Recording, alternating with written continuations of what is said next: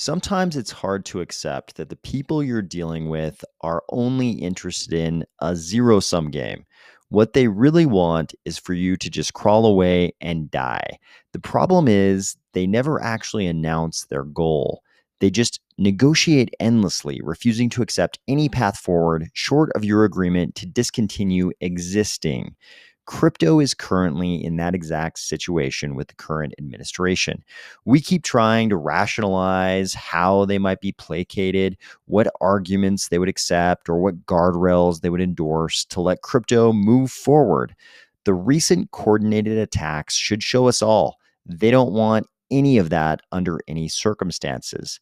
They just want to kill public, permissionless, decentralized blockchains. We should act accordingly. Ready? Let's go.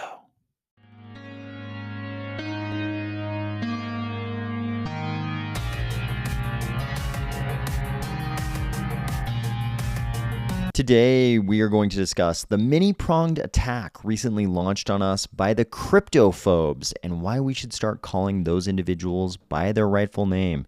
The pro-crypto hearing in the House today, the New York AG calling Ethereum a security today, or at least Ether, the new White House budget that attempts to put a 30% tax on proof-of-work mining and eliminates tax loss harvesting in crypto, and the legal challenges facing DAOs. If you immediately realize the very special thing about this thumbnail, that the nameless fellow sitting there, dementia or not, barely has an extra finger. He barely has one extra finger, and that is an AI victory. Or if you're finding value in these videos each weekday, please consider delegating to the Army of Spies stake pool, ticker AOS. A lot has happened in crypto over the last couple of days. And as I was watching this hearing today, something struck me, something brand new that I don't think I ever fully realized before. We've been approaching crypto regulation all wrong, entirely wrong. Crypto, I feel like all of us as a giant ecosystem, not just Cardano plus the other Gen 3 blockchains, but all of crypto together, we've been approaching this all wrong. I think when you go into some kind of a challenge or a conflict, one of the first things you do is you try to identify what the challenge or adversary actually is. What is the identity of this challenge or this adversary? What is it we have to overcome? Who is it we have to face? Like what is the problem that must be overcome here? And I think in a lot of ways we sort of realized, hey, we've got these regulations and statutes flying at us. And we've also got these regulatory entities, and they're sort of promulgating these regulations. Then we've got lawmakers, we've got people in Congress who are passing these statutes that are flying towards us. And we've been kind of picking out these personalities and saying, okay, that person is obviously doing everything they can to slow us down, cause problems for us, prevent us from flourishing, becoming the crypto ecosystem I think all of us have always dreamed we would be, getting to that place in the future where crypto is mainstream and does all the things we were promised and hoped it would actually do. And there have been these certain characters, especially within the US government, who have definitely made it known they're there to prevent us from getting down the road to progressing further, to evolving and doing the things we want to do. And it's been easy to say, hey, it's the people in this political party, or it's the people who are part of this administration, or it's the people who work in this agency, or it's just this one guy in this agency, or it's this one senator. It's been easy to sort of try to think about it in a traditional way and say, oh, it's obviously this party, and whichever party, whichever side of that line you fall on, it's always the other party, right? Who is the problem? I think that's all wrong. I don't think this is about any one political party. It's not about any one regulatory agency. It's not about all of Washington being a swamp. It's none of those things. The problem we are dealing with, the obstacle we must overcome, the adversaries we must face down, they all fit together in one silo. There is a label we can put on all those people, and it goes across party lines. It goes across generations. It's not about boomers or Gen Z or Gen X or millennials or anything like that. It's none of those things. We are just dealing broadly with cryptophobia. These are cryptophobes. There are cryptophobes on the right, on the left, Republican, Democrat, Boomer, Gen Z, Millennial, Gen X. They're all over the place. Watching this subcommittee hearing today, this was a subcommittee hearing which was meant to be and was actually very pro crypto in a lot of ways. But as you go through the various members of Congress asking these experts their questions, I realized some of them were cryptophobes and some of them were pro crypto, and they were on both parties, every age group. This is not a party thing. This is not an age thing. What we're dealing with is a bunch of cryptophobes who don't want crypto to be a thing. They don't want crypto to go mainstream. They don't want crypto to create a global, more level economic playing field for the world. They don't want any of those things. They are cryptophobes. They fear crypto. And in its truest, in the truest sense of that word, they are cryptophobes. That's what they are. We've got to stop thinking about this as a right-left thing or an age-based thing. We're just dealing with cryptophobes. They could be their own political party. We could have a cryptophobia political party. And in my mind, that's how I'm going to address them from now on. We should make lists of cryptophobes in the Senate, cryptophobes in the House. We should forget about political parties. We're not facing the Democrats or the Republicans or, it's not, any other political party that's with us or against us. It's not, we're not facing the boomers or anything like that. We're facing cryptophobes, and they belong to every age group and every single party. And I think I know why this is the case. I think what's happened is a certain percentage of our policymakers and bureaucrats have realized that right now in the TradFi world, there is already an L1. It is the US dollar. The US dollar is the L1. And they realize that puts the US in a very advantageous position. The dollar, being the reserve currency of the world, puts the US in a very advantageous position. Jay Powell, the chair of the Fed, was even asked that question in one of the hearings. I forget it was the House or the Senate. But this week, in one of those two big hearings, some member of Congress asked him the question, does it benefit the U.S. greatly that the dollar is the reserve currency? Jay Powell didn't even have to explain. He just said yes. He just said, yes, it does. They all know it. And I think what's happened here is the people who we can now identify as cryptophobes, what's happened is that they have decided that crypto going mainstream endangers the position of the US dollar as the reserve currency of the world, and so endangers the benefits that go along with that for the US. And I think they think they're doing what's best for their nation. I think they think they're doing what's best for their country. They think, hey, I'm either a bureaucrat or a politician or a policymaker or whatever, congressperson, of this nation. And so I should fight anything that endangers the position of the US dollar as the world reserve currency. And I think it was probably not even this administration, not the last one, but the one before. I think there was some kind of a big meeting where they addressed crypto, and somebody convinced all of them. That crypto is a danger to the position of the US dollar as the world reserve currency. And probably the consensus they came to was, hey, when the time comes, we've got to fight the mainstream growth of crypto. We've got to prevent crypto from growing into something gigantic to protect the position of the US dollar globally. I think that's what actually happened.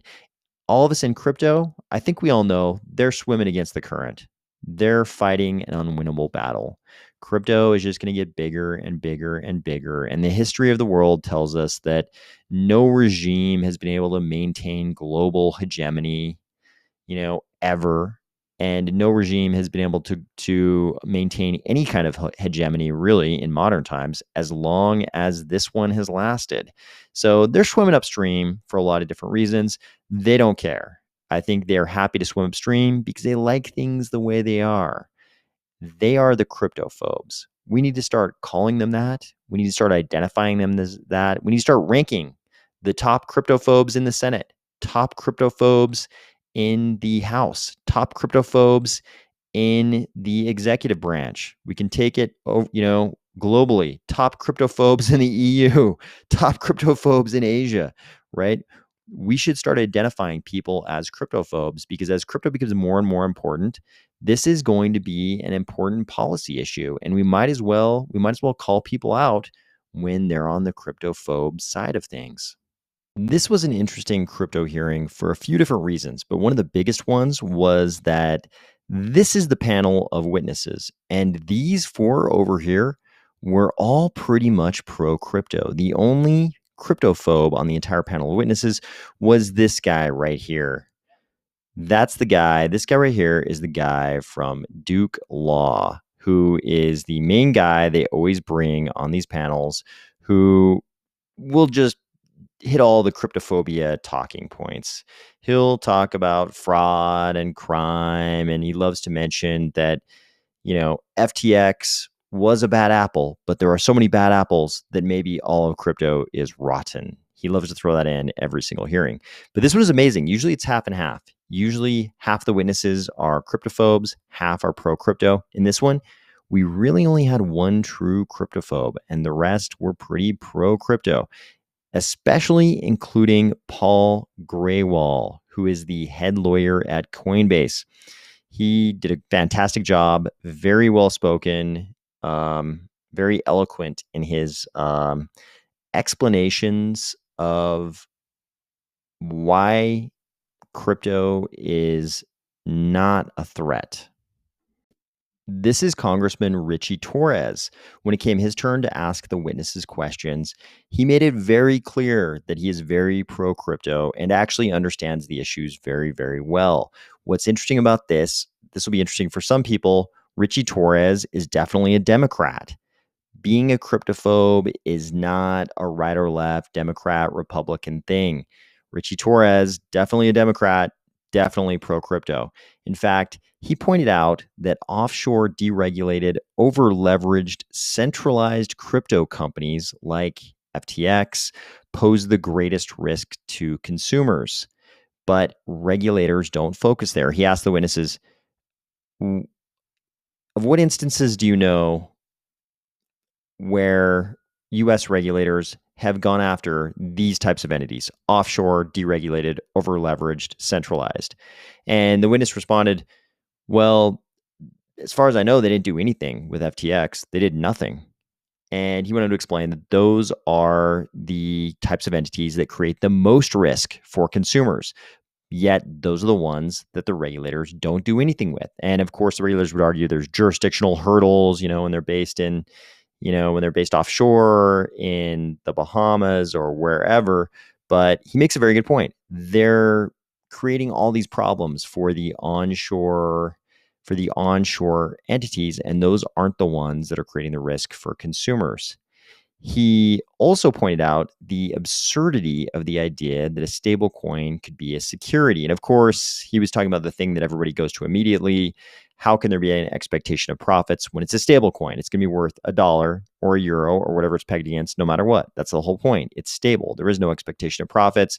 Of course, I would love for that to be the whole story, but of course, regulators would immediately jump to Section 2A1 that we've talked about on this channel of the 33 Act, which is a whole laundry list of other types of securities that go beyond the definition of an investment contract in the Howey test. That's just one piece of that whole big laundry list. Regardless, he is still obviously very pro crypto and a Democrat. It's not a right or left thing. It's just whether or not you're a cryptophobe. He is not. This is Congressman Lynch. He is definitely a hardcore cryptophobe. I won't go through everything he said, but you can go listen to his questions if you want to. Definitely a cryptophobe. Here's Congressman Davidson.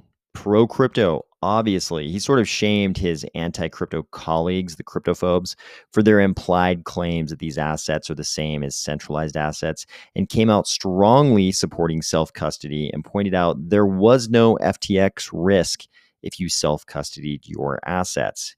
He said, we have people overtly trying to make self custody illegal.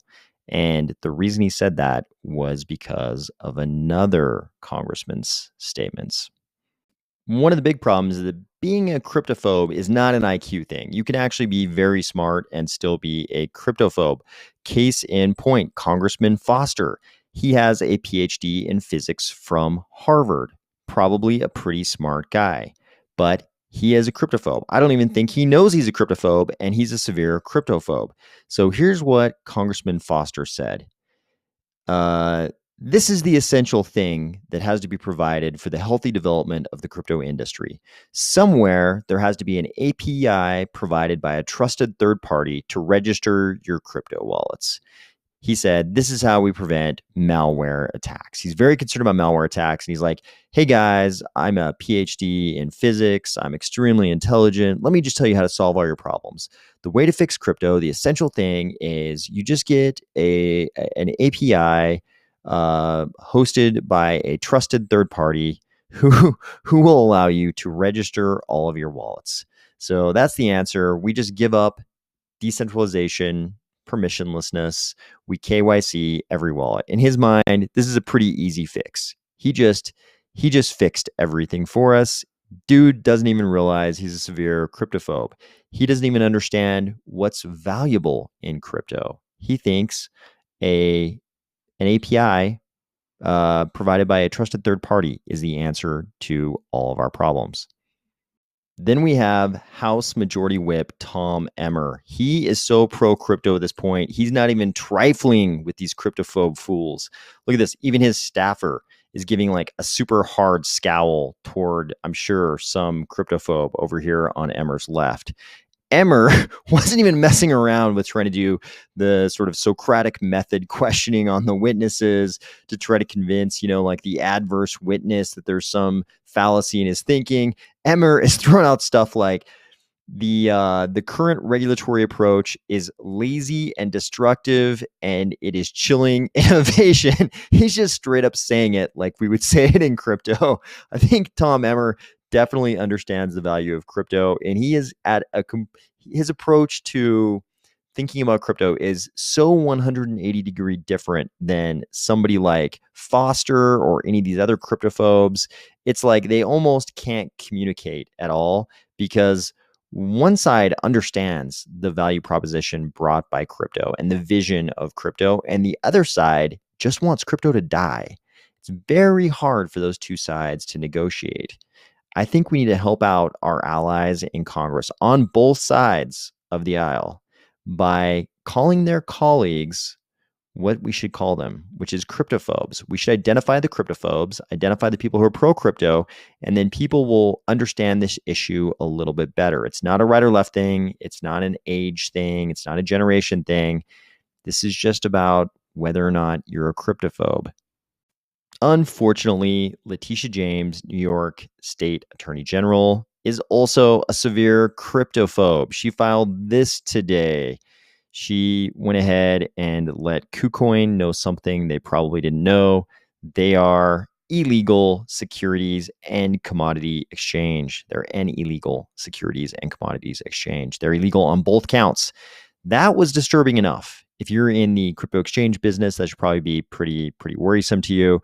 But even more worrisome for probably everyone in crypto was this thing you find on page 7 of the table of contents.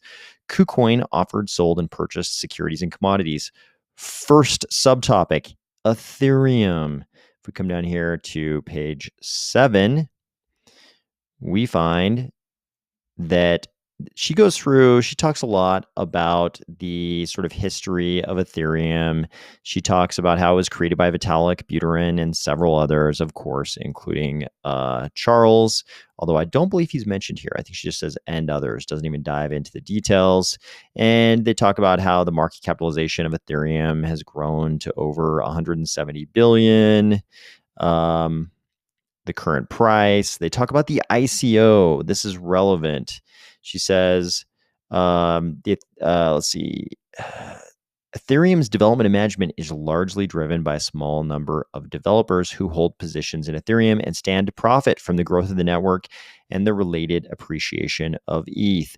This is important to her because she's gonna go ahead and say that this is a security because you've got some promoters, this small number of developers who are in charge of Ethereum's development and management, and they stand to profit from the growth of the network.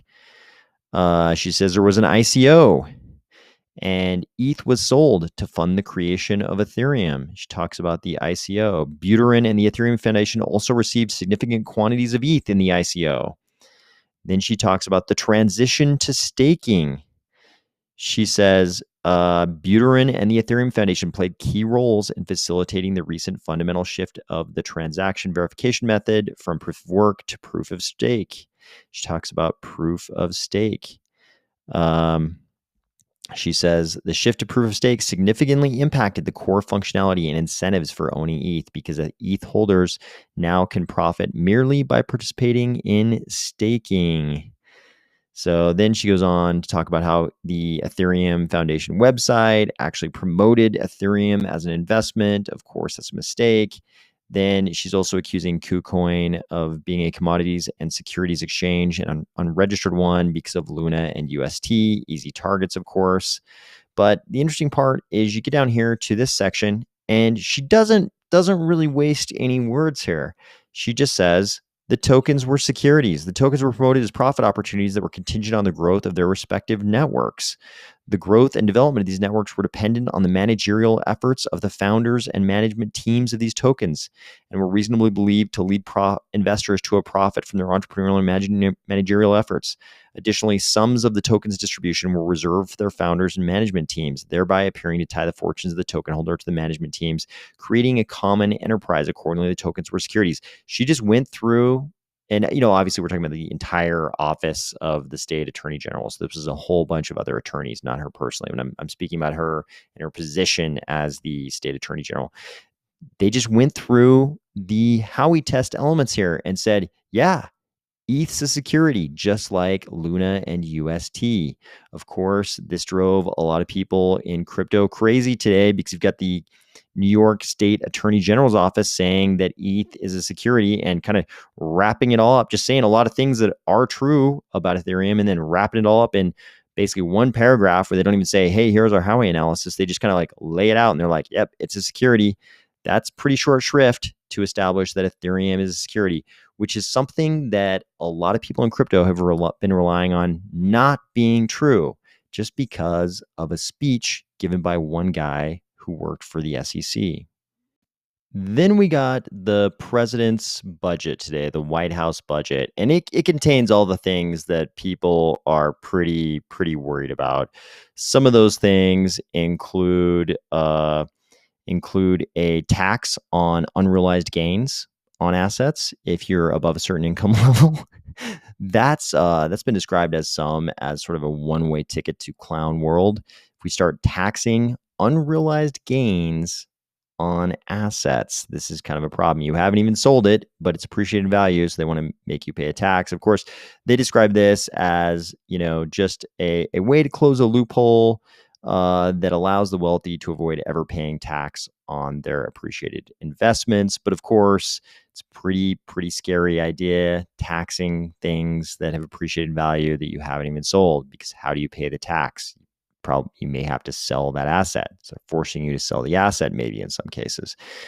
So then we've got something that's more on point for crypto. So they want to get rid of things like it looks like they want to get rid of 1031 exchanges for real estate. And they also, so that's obviously not a crypto thing, but it's kind of in the same flavor of things they're doing to crypto here. They also want to get rid of tax loss harvesting in crypto. So when the markets are down, people will often sell their crypto assets, take the loss on their taxes, and then they rebuy those same assets. And then going forward, eventually they'll sell the assets, hope for some appreciation, and they'll get the appreciation on those assets, and they also got to write off the loss from their tax loss harvesting. Biden wants to get rid of that.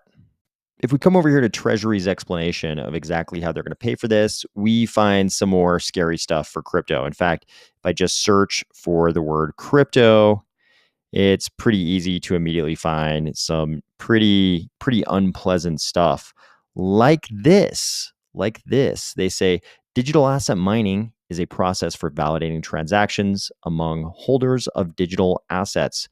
Proposal: any firm using computing resources, whether owned by the firm or leased from others, to mine digital assets would be subject to an excise tax equal to 30% of the costs of electricity used in digital asset mining. How about that? We've talked in the past about how it was obvious the cryptophobes currently in power were going to pursue a multi-pronged strategy of attacking proof of work on environmental grounds due to the energy use. That's this right here. And attack proof of stake on securities violation grounds, which is also happening like crazy. The reason why they could probably attack a lot of proof of work cryptocurrencies on securities grounds as well. But the problem is you've got Bitcoin, the big elephant in the room, and there's nobody to go after there. There's not really a good person to go after. I mean, maybe they could go after the current, core devs, maybe, but there's no Satoshi to go after with pretty much all of the Gen 3 proof of stake blockchains. There's some development company or foundation or something to go after. So they can just go after them on securities grounds. But with proof of work, here it is. They're going to go after them for their energy use. And the way they're going to do it is they're going to attack their wallets here. 30% tax on the cost of electricity is a huge increase in costs because, let's face it, when you're a miner, the thing you're doing is you've got your hardware and then you've got electricity, and that's pretty much, that's a huge portion of your total cost. The electricity and the mining rigs. That's pretty much it. You got a few humans doing some maintenance around there, things like that, but not much else. So to increase electricity with a 30% tax, pretty crippling. If we go down here, this is not the only crypto section. We've also got this. So this is an explanation of how they're going to get rid of the tax loss harvesting. They say the wash cells rules would be amended to add digital assets to the list of assets subject to the wash cell rules, except as otherwise provided by the secretary. The term digital asset, and then they talk about the things with digital. They talk about the definition of digital assets, and they basically say, "Hey, let's see, where is it?" They say, in the case of any loss from a cell of assets subject to the wash cell rules and a purchase by a related party of the same or substantially identical assets, within 30 days of the sale, the loss would be deferred until a related party sells or otherwise disposes of the asset. So basically saying, even if you have, like your spouse or, some close family member or some other entity you control or some other entity that's related in any way, if you sell an asset and rebuy it within 30 days, they're going to say that falls under the wash sell rule, and you won't be able to do tax loss harvesting on that transaction. Here was an interesting exchange just yesterday on Twitter. So here's a bunch of people talking about constitutions for DAOs. This poster says, "Are there any good examples of DAO constitutions, especially in the post-Uki era?" He's talking about the Uki DAO case, which we've talked about many times on this channel. This guy says, "I recommend checking more human rights DAOs for honesty embedded in constitution or policies." He says, "I would recommend connecting with, this person. This person has an embedded constitution." This guy says, "Great thread. For me, it's about defining principles, constraints, limits on developers for users to maintain when introducing protocol upgrades. I'm also entertaining the idea of oaths. For states, Hans Adams II has a minimal constitution in his state in the Third Millennium book." And then a lawyer jumps into the thread and says, "Oh my God, you guys are crazy and opening up a Pandora's box with this stuff. You have someone agree to an oath or hold a token in a DAO with a constitution. All this means is that they can get sued depending on how someone interprets the words in that document." And that's right. What we have going on here, in a lot of cases, we have developers trying to do legal work, basically. I don't even think they realize they're doing legal work, but it's developers doing legal work. And the problem with that is that the law is actually a fully developed, centuries old academic discipline. Like, generations and generations and generations of lawyers have been studying the law for a long time. And it's actually highly developed. We've got centuries of case law now. It's taken that long to figure out all the corner cases and not have these gaping holes in, even simple contracts, let alone constitutions that would rule a whole ecosystem. There's a reason that the law is so dense and so thick, and there's so much of it, and there's more text than any single person could ever read. It's because it gets really complicated, and you actually have to study this stuff to get it right. You can't, it actually falls outside of JavaScript and Python. The law as a discipline is actually beyond JavaScript and Python. I think developers are going to contribute greatly to the way DAOs work and all those kind of things. But the law is actually a separate discipline. And if you haven't studied that discipline, if you have no background in the discipline, you're probably going to make a huge amount of mistakes. And that's what this lawyer is suggesting right here. He says, are we creating all these DAOs just to have people running to court, poorly drafted and under-lawyered constitutions and oaths in hand, to sue devs for breaking their oaths? Might as well go back to normal entities. At least they have clear rules written by lawyers and battle tested in courts for centuries.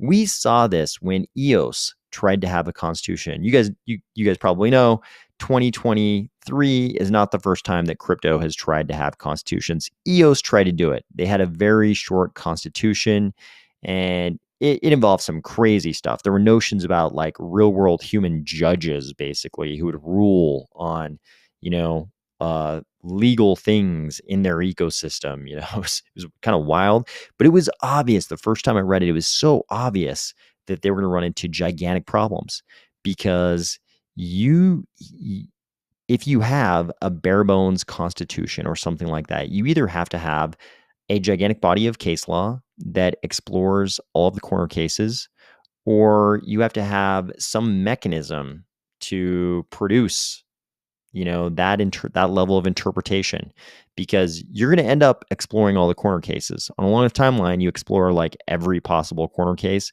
and that's what's happened in the law with normal entities. Like we have this well-developed body of case law for things like corporations and LLCs and partnerships. And we've been developing that case law for a long, long time. He says, you guys are literally speed running the history of law by creating objectively worse and more trust requiring systems than what already exists today in the mainstream. But okay, when replying to someone who says, I'm not so pessimistic. And I think that's really what's going on. People are trying to speed run the history of law. Like, hey, we don't need to worry about what, the discipline of law has developed over centuries. We can just speed run all that, and we're going to write a constitution. It's going to be, like whatever, 500 lines at most in GitHub, and that'll pretty much take care of everything. We'll just kind of work everything out. That's not the way the law works. What happens is you get a ton of corner cases, and your 500 lines of text in your constitution, probably more likely 100 lines or something, are not going to be sufficient to explain what should be done in that corner case. So you're going to have somebody decide, and who gets to decide and how it's decided and what procedural rules will be used, all those things. Your 100 lines of code won't be enough to lay those things out. So what happens is your DAO governance gets bridged to it becomes a side chain of in real life law. You get bridged to that other chain that we call in real life law. I think this is something I've been talking about for a long time, but this is really going to come to a head because I think a lot of people who don't have a background in law, don't have any understanding of the law as a discipline, are basically doing lawyering. And, maybe it'll work in some cases, but in a lot of cases, it's going to be insufficient. Finally, I always like to finish on a positive note before we start the weekend. Here's a post from Big Pay. It says, almost every dollar I've earned has gone into building on Cardano. Almost all of my time has gone into building on Cardano in these last few years. It all leads to Atrium Lab. I'm so excited for everyone to start using this application. It's coming this year. This is something brand new. Let's take a look. I don't know a single thing about Atrium Lab, but if you come over here to their profile, it says the center of everything on Cardano, and they've got this video right here where they say Atrium Lab. It is meant to simplify and connect everything in one interface. So this sounds intriguing. I have no idea what Atrium's going to be, what it's going to look like. Maybe later on in this video, they'll give us a little hint. I think we saw some little okay, we're seeing a little bit, some peaks of the interface there. We're seeing a bunch of different DeFi applications. Details coming soon. I still don't really know exactly what this is going to be, but I'm intrigued, looking forward to finding out what this is. I hope you're getting ready for a great weekend. It's almost spring. I hope you've got fun plans this weekend, and I'll talk to you soon.